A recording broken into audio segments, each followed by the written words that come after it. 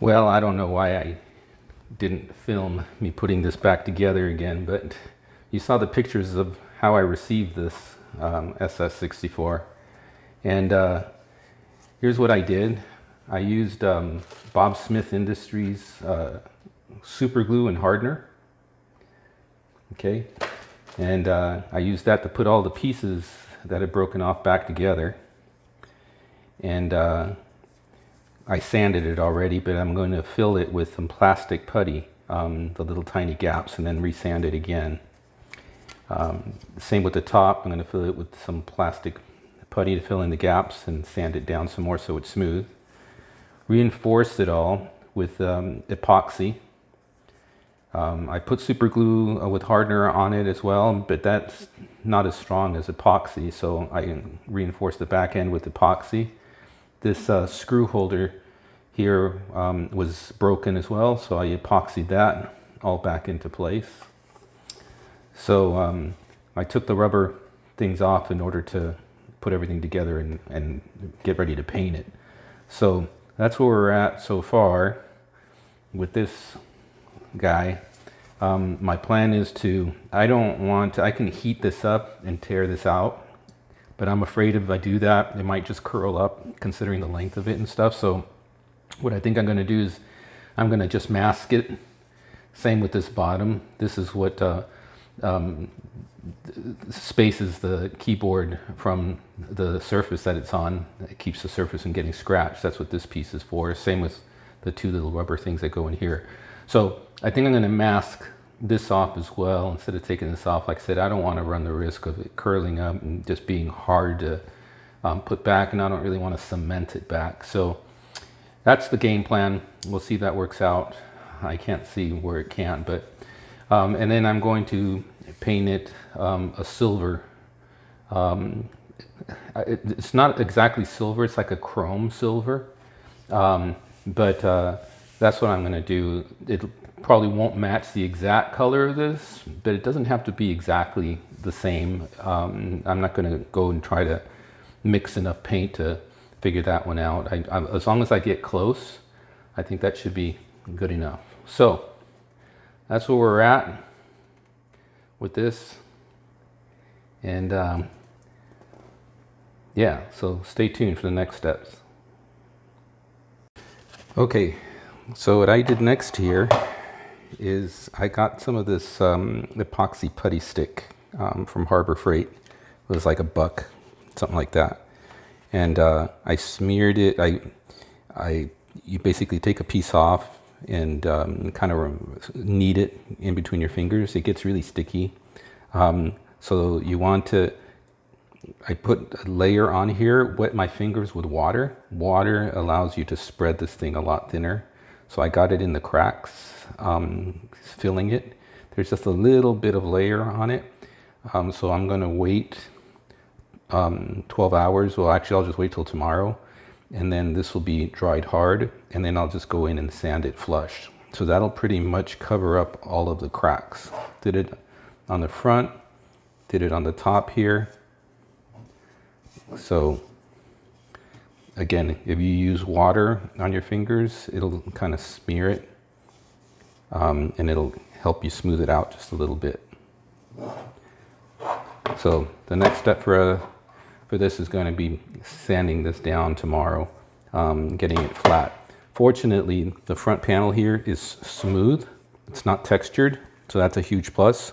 So it'll allow us to sand this evenly flat with the rest of the panel here. And then we'll be ready to prime it and then paint it.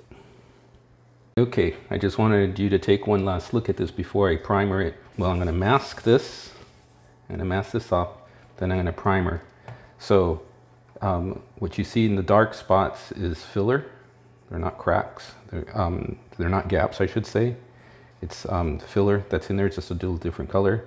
So sanded it smooth and feathered it. So it's all, you don't feel any bumps or anything like that. Same with the top, you don't feel any bumps. So what we're going to do next is we're going to mask it and shoot some primer, and then we're going to sand the primer a little bit and maybe put one more coat so it's just perfectly smooth, just in case there are little lines that show up. So when I sanded this, I wet sanded it. I first used 400 paper because the epoxy is really hard to sand once it dries. So I used 400 paper, then I used 800, and then I brought it down to 1500. So slowly got the coarseness out from the rougher sandpaper until you get a really nice smooth surface. I didn't go any further than the 1500 because it's really smooth right now as it is, so I didn't really feel the need that I needed to go any higher than that. So we're going to primer it, and then I'll let you see what that looks like, and then we'll put the final coat. So stay tuned. Okay, so I'm ready to primer this. I masked it off. I use, instead of heating it up and peeling it off, because I didn't want it to curl up and then have a hard time putting it back and letting it and making it stick. So I opted instead to just use Tamiya masking tape. I love that tape. It's very thin, easily workable, and I just use an X-Acto knife and just cut around it like this. So this is ready to get primed, and I'm going to put one light coat, maybe two, of this Rust-Oleum. I know people just don't like Rust-Oleum for some reason, but nonetheless this works for me. It's fillable and sandable, which means it'll take care of any little tiny cracks that I may have not gotten covered, but I think I got them all. But if there's anything that wasn't covered by the putty, little tiny cracks, this will fill it. And then what I'll do after I prime it is I will wet sand it with 400 grit paper.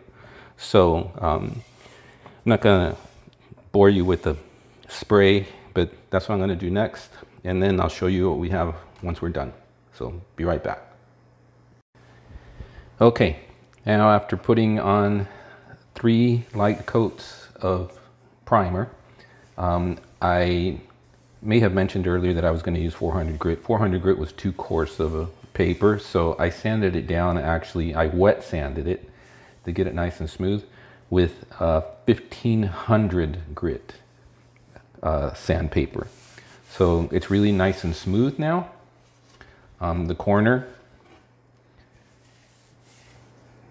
you know, is smooth as well.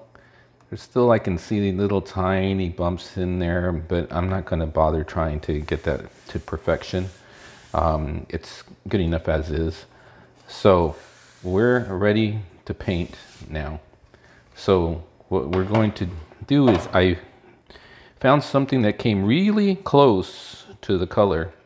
It's called Arizona Beige.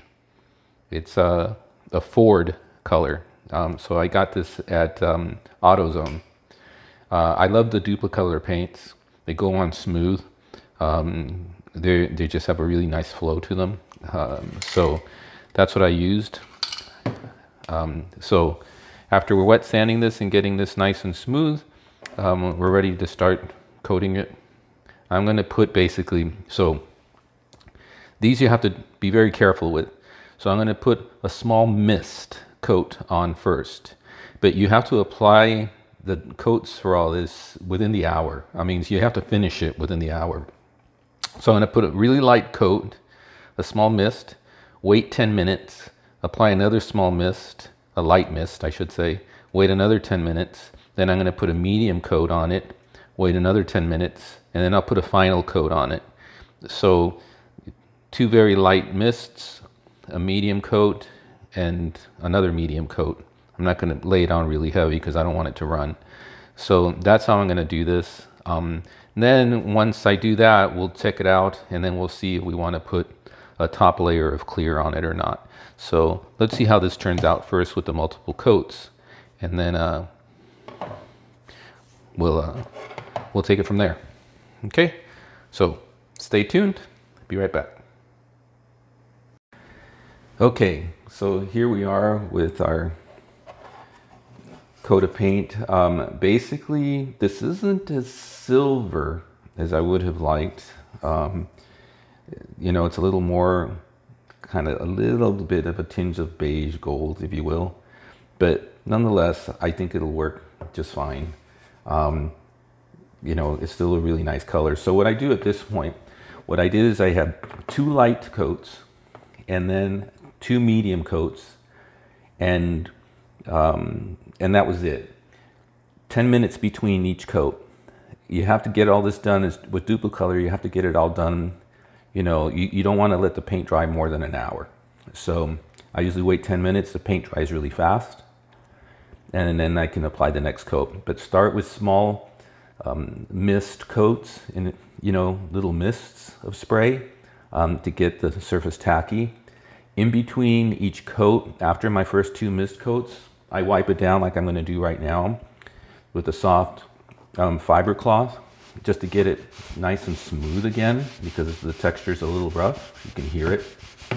But the fiber cloth, I don't do it with sandpaper. I don't go it with sandpaper. Don't really have the need to. The fiber cloth will take the roughness out pretty nicely and get it back to a smooth surface again. So that's what I'm going to do with this, get it back to smooth.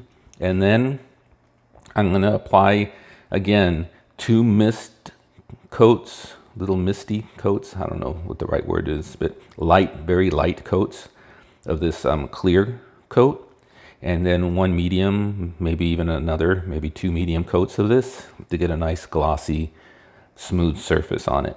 So that's going to be the final step. So let me do that, and then I'll show you what the final outcome is. Be right back. Okay, so here's the end result. It's got a clear coat on it. It's close. You know, not as light as the original color, but it's close. So I figured that we could take some of the tape off together here. Kind of satisfying to do this. So get this back, and then we'll put the keyboard back together. Something I did with the keyboard is some of the keys were sticking, so I took it all apart. That's for another video though, and fixed a lot of the sticking keys. So, like I said, that's for another video though. Let's get this thing off of here.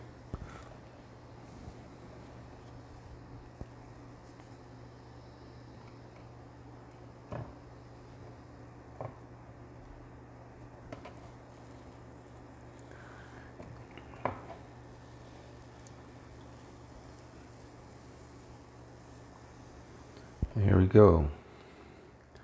That worked out quite well in masking this, instead of taking this whole thing off and risking it curling and having a hard time putting it back on. So this is good.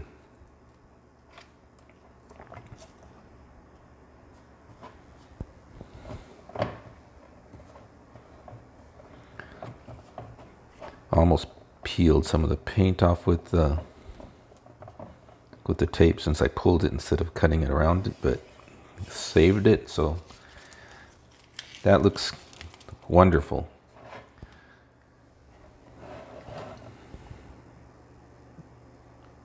We'll get this piece here.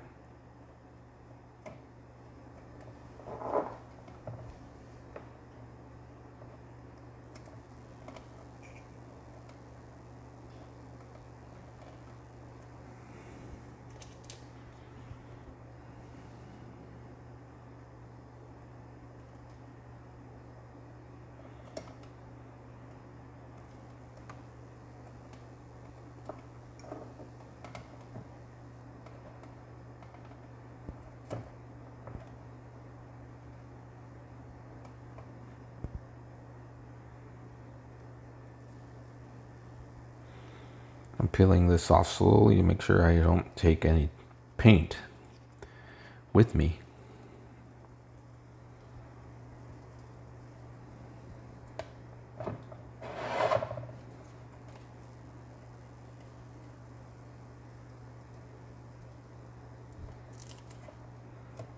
All right, so there we go. from a complete mess. Now, imperfections, sure, there are still imperfections in here. For example, this isn't completely 100% flat. I sanded it way too much, so it has just a tiny bit of a dimple to it. But you know what? It's a heck of a lot better than not having a keyboard at all, or, you know, especially where we came from, where it was completely in a zillion pieces. So I'm pretty happy with the overall result. We managed to put this back together, so let me get the keyboard back together again and we'll wrap this up. So that was a kind of like a fun restore for sure. Could it have been better? Of course. You know, you can see the little dip in it, but miles from where we were when we started, right? So, and learned something along the way. Like I said, the color on here isn't as silvery as I would have liked, but you know, it's not a custom color, it's from canned paint. So this was kind of a good compromise. It still looks relatively close. It's really close. You know, it's the closest color I dared to find to the original out of a can, store-bought can. Otherwise, you could go to a paint shop and they will do a spectrum analysis on the color, and then they can make you an aerosol can of paint, but that's quite a bit expensive compared to a $5, you know, $5 spray can that you find on the shelf. So, you know, but that is an option. Some folks do that, you know, but just be prepared to pay the price. I wasn't willing to pay the price for this, but it is there. All right, so let me put this all together. We'll be right back and we'll wrap this up. Let's put this back together. I didn't bother painting the inside of this thing because it's hidden. And you can see where the epoxy stuff was. That helps reinforce all the cracks that we had in here. So first things first, we want to screw this back down. The keyboard piece gets screwed back onto here, so you may not see this on the camera. Oop, sorry, I got this reversed. This keyboard thing gets screwed in here. So let me do that here real quick. Okay, so you can see where that gets screwed in. Okay, and then we just lay the keyboard down. And there's 4 screws for the keyboard. So there are tabs here on the back of the keyboard. There are these little tabs. They go into a recess. There's 2 recesses, one on this side and one on the other side. That these tabs, you want to slide them into those little recesses. Okay, and then the keyboard will flop down, and all the holes here should line up. There's 4 of them. There's 1, 2, and then on the other side, 3 and 4. So that's what we're gonna lay down those screws right now. And so you don't strip the threads that are already in place. Make sure when you put the screw down, before you screw it in clockwise, just turn it a little bit counterclockwise so you hear a click. That means it caught the right thread that's already existing there. And then you can screw it down, and then it should just screw in really easy because the thread's already there. If you're finding that it screws down a little with a lot of resistance, go counterclockwise again until you hear it click, so you don't cross thread the threads that are already there. Okay. All right. So this is nice and sturdy. It's in place. So now let's go back here. There's clips here that go into place. Now these clips, the way they work is when this is attached, when the keyboard, the computer has little latches, and this little recesses for these little latches to hold on to, and this little spring that's here pushes this latch up into that recess. So this little clip here that goes here that holds the keyboard in place on the computer when you shut it cracks a lot. What usually happens is this little piece right here snaps off or wears off. That's very common. So they were worn and cut off here. So I got a 3D resin printer, and I printed. You can find the STL file for these on Thingiverse. Excuse me. So there's an STL file for these already. Basically, I printed this out on my resin printer and just file it a little bit down to size. And so these things, there's a little recess here for the spring. That way you know how it goes. You can't put it in any other way.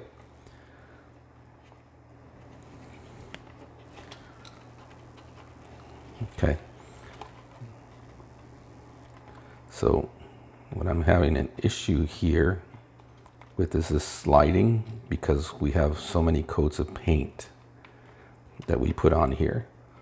So I think I'm going to have to file this down just a little bit more right here due to the thickness of this because of the paint. So let me do that real quick and I'll be right back. Okay, filed them down a little bit. It's still a little too thick here. You don't see this piece right here, so I'm just going to take a little bit of this off, a little bit of this paint off right here.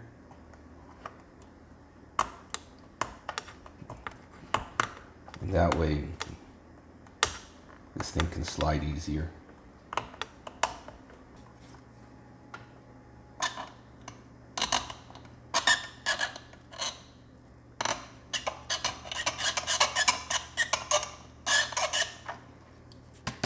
I'll do the same thing for the other side.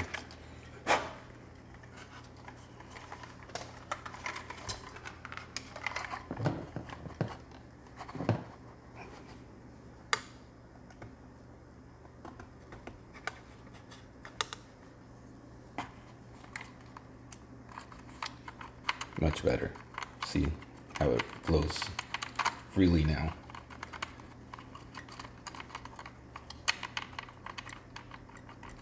Okay, so now we can put this cover back on here. And this cover has little tabs, and they go in these little holes for the tabs here.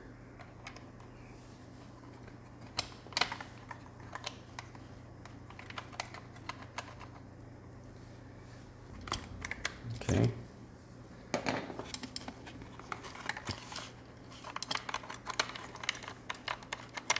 There you go. That slides really, really good.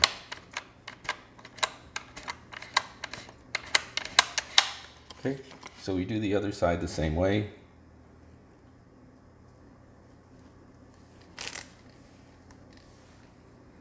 Just want to test this out, making sure this slides freely, which it does.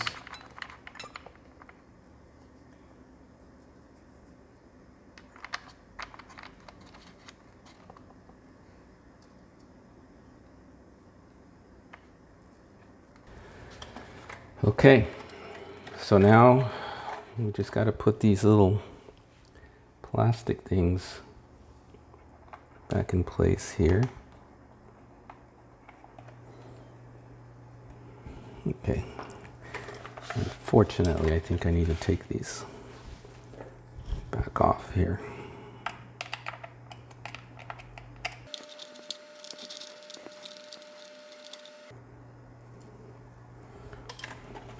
I should have put this back on to begin with.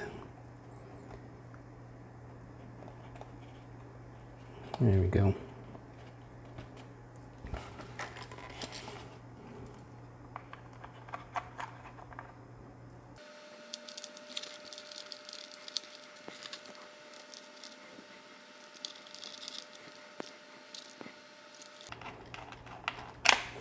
Okay, did you catch that? You need to put the rubber. This is what keeps this from sliding on the table. So you have this rubber piece on the bottom and you have this rubber piece on each side here on the top, and that's what hits the table and it keeps the keyboard from getting scraped along the table. So do the same thing for the other side here. Should have put those rubber things on before putting these on. So there we go. Now we got the front back together. The keyboard back together here.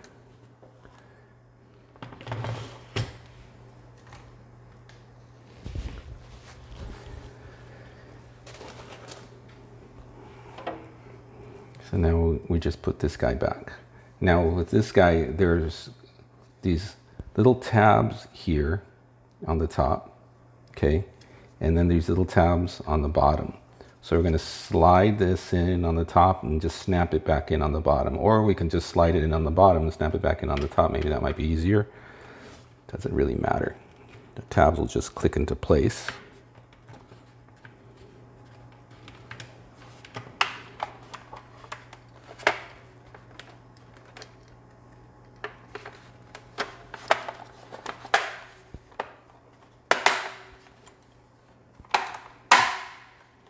Okay, so there we go.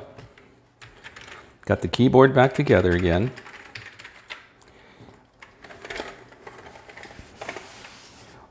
Close to the same color.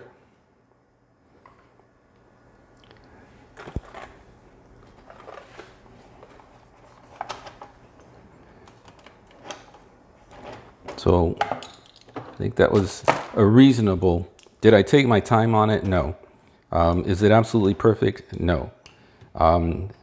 But the point was trying to make a quick video showing you how you can repair these shattered keyboards. The keyboards on the SX-64 shatter so easily because of the weight of the computer, especially if you have one shipped to you.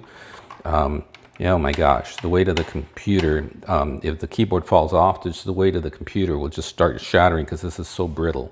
So anyways, now we got the back together again.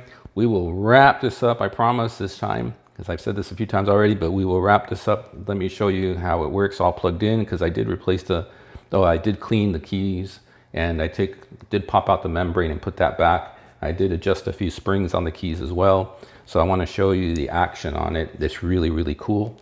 Every single keystroke has action, no double keying, no slamming the keys down.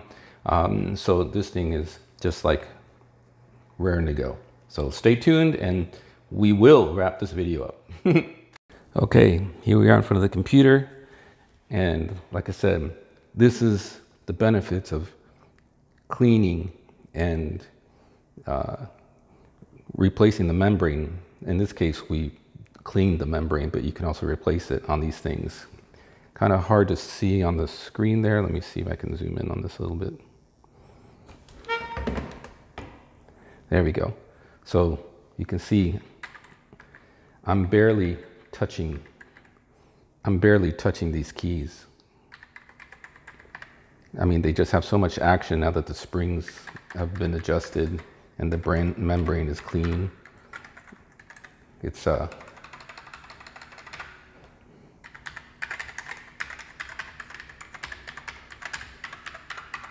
like night and day. So there you go. Cleaning the membrane, important. I'll leave that for another video. Again, the purpose of this one was to show the restoration of the keyboard itself. Hope you got something out of it. Bondo is your friend, putty, plastic putty is your friend, and then the rest is just knowing how to paint.